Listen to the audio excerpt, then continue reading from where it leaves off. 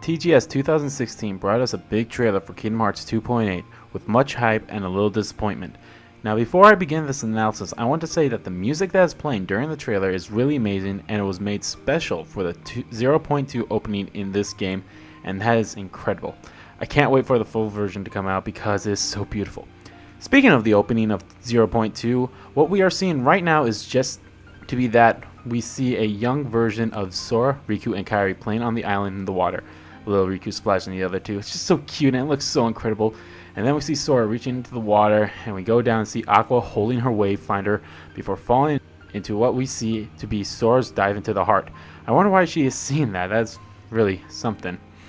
We then get a little teaser of all the stuff that is included in 2.8 collection: Dream Drop Distance HG, 0.2 Birth by Sleep, a fragmentary passage, and I have to say the images of Riku, Kairi, and Mickey is a heck of a lot better than it was back when we first saw them in the Jump Festa trailer last year.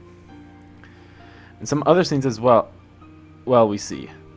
And then last but not least, we see some stuff from back coverage key. We then go back to, again, what I believe is going to be the opening of 0.2 with Aqua remembering Terra and Ven. And I have to say that they all look fantastic. Like, they look so beautiful. We then see a little bit of the Where Nothing Gathers room in the world that never was, a little hint of the 13 Darknesses, as you see the darkness spinning around there. And then Aqua is approaching who she thinks is her friends, but instead it's Ven being possessed by Vanitas holding the Keyblade, and Terra being possessed by Xehanort holding his Keyblade. And then they turn and attack her in the Keyblade graveyard as she jumps back, dodging the attack. And this right here just screams at me, because at the end of Aqua's story in Birth by Sleep, you had to fight Ven possessed, and at the end of the final episode where you play as Aqua, she had to fight Terra possessed. And it's just sad to see that she had to fight her two best friends as her final boss in her stories. Pulling at the heartstrings here, guys. We then see some scenes from Dream Distance, and it looks amazing. As you can see on the bottom right corner, the song is Simple and Clean Hope of Rei mix by Utada Hikaru. Again, just sounds so beautiful. And we get to see some gameplay, but notice that the drop bar is missing during the combat, which is weird because at the E3 Premium Showcase video they have the drop bar, so I just find it a little weird that to not have the drop bar included. But aside from that, we get to see the majority of the HUD once again. Then on to the big things here. Aqua is running up to a glass case, and behold, it's Ventus in the case. Now if you look closely, you'll notice that it looks very similar to the case that Snow White was in, so this right here confirms that Dwarf Woodlands is going to be in 0.2. And if that doesn't, then these next few scenes will, where we see Aqua standing in front of the magic mirror with her reflection coming out to grab her. But it also sounds like there are some other reflections talking to her, even though we don't see them yet. This could be like her doubts getting to her, but I want to point out the line that the reflection says: "Only your heart is hollowed enough to be a demon's." I want to know the reason behind this line, because it just, it sounds so cool. And of course Aqua protests, saying that her heart is strong and she will prove it now. I hope I'm not the only one, but this line just sounds weird, like she was a little too close to the mic while she was saying this line. I don't know, then again, it just might be me. And then we go to back cover, where Master Ira is talking to the man in the black coat. Now, I have a feeling this is the Master of Masters and not the Sixth Foreteller, and I'll explain this later on. But in this scene, he is asking Ira if he really thinks the world can be saved by 7 people. Now, I'm guessing he's talking about the 7 Guardians of Life that will clash with the 13 Darknesses in Kingdom Hearts 3, a little foreshadowing to what will happen at the end of the Darkseeker Chronicles, and towards the end of Kingdom Hearts 3. Then again, he could also be talking about 7 people who could save the world from the Keyblade War that is about to happen. And Master Ira is saying, we have to at least try. Now, I like Ira because he seems like the only master, at least from what I've seen so far, to actually want to prevent the coming Keyblade War, even though Ava is trying to do that as well. But something about Ira just says he will stop the war, even though if you've been keeping up with the Kingdom Hearts key, you learn that it is for naught. We then jump to Aced talking about how he wants to form an alliance with 2 other members, Ava and the other one who I am guessing is to be Gula. But here Ava is saying that alliances are forbidden. Speaking of Gula, he's sulking in an alley saying not to trust anyone but himself. Oh man, I want to know how he gets to this point. And the last member shows up in Envy, saying that this will start the Keyblade War.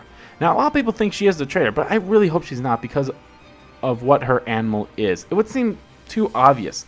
I still think it is the sixth foreteller or apprentice of the Master of Masters who didn't become a foreteller, Luxu. More about him later on though. We then get some 0.2 gameplay with Aqua again showing off her skills. And I believe this is Dwarf Lulens. As you see, when she is sliding down, it looks like the mines from the world, and the sky kind of has that jewel/mirror look to it. We see her showing off her magic. You know, she's good at that. But once her MP is all gone, we see the words "Stand by" appear on the screen, as well as the triangle trigger with a timer for the spell Blizzagun, which could be a huge ice attack against the Heartless. I can't wait to see that spell triggered. Also, just another little thing, as you can see on the top left corner, you see how much more EXP you need for your level up, like you have seen since Kingdom Hearts 2.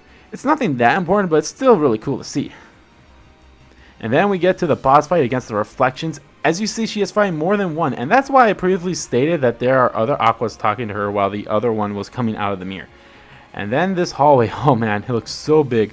But watch what she does next. She attacks a pillar in order to flip the world, so she is now on the other side of the place and can open up that chest that she didn't. She just slowly walks past it. Hello, darkness, my old friend. Back to back cover, we see Aced picking up Gula by the collar, saying we don't know who the traitor is yet. Now this is why I think Aced was also asking him to form an alliance with him, because it looks like the same place where he asked that question, which could be after the fight, since Ava walked in at the end of it, as we saw it on the E3 trailer. Speaking of Ava, she is confronting Envy about how her actions could make things worse than what they are, and if she ever thought about that. Another reason why people think she's a traitor. Just please don't let her be the traitor, please. And then we see two guys in black coats, one sitting down while the other is holding a Keyblade. Master Xehanort's Keyblade.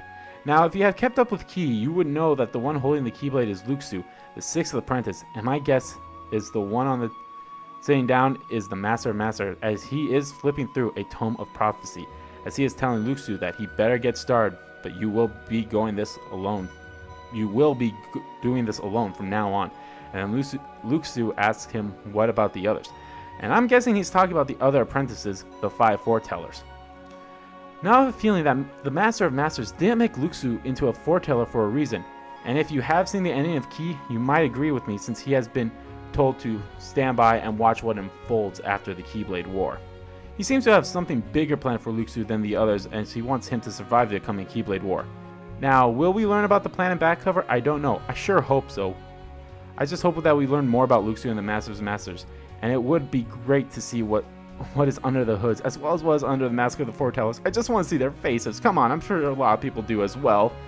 And finally, we see Aqua seeming to give up, as she says she can now be one with darkness, and drops her Wayfinder. But hold on a minute, not so fast, Aqua. Mickey comes to save the day, catching her Wayfinder and catching Aqua. And look at the face she is making. She was so ready to give up, but then a little bit of hope came through, and she just seems like she's about to be full of happiness and joy. Damn, Mickey, still need to explain why she stayed in the realm of darkness. And I have a theory that it might be because she wanted to stay in there. She's like, there was something big happening that she couldn't leave, but she told Mickey to leave, which I might be a bit upset if that is true. But we will have to see. We then see a lot of Darksiders on a big ball that looks very similar to the one that was in Kingdom Hearts 1 during the destruction of the islands, ready to destroy the world that they are on. And Aqua says okay and stares at the Darksiders. That is a lot of Darksiders, I might add. And the world looks different from the Castle of Dreams and Dwarf Woodlands. And if you look closely, you will see what appears to be thorns. So my guess is that this is the third Princess of Light world that you go to in Birth by Sleep, which is Enchanted Dominion. And then the logo pops up, and then, yes, the release date got pushed back to January of next year, which isn't bad in my opinion, but a lot of people are upset about it, but that's fine. Unfortunately, we have to wait until the 24th to get the game, while Japan gets the game 12 days earlier on the 12th of January. I think January is a good place for it to come out, in with the last 2 months of 2016 being really heavy with games such as Final Fantasy 15, South Park, The Last Guardian, and so many other ones. January wouldn't have that much save for Resident Evil 7 and Yakuza 0, which also released on the same day in the US. And 2.8, although it is a bit close to another big game, Persona 5, which comes out on February 14th, but I think that will be plenty of time to go through the stories of each of the 3 games before that comes out.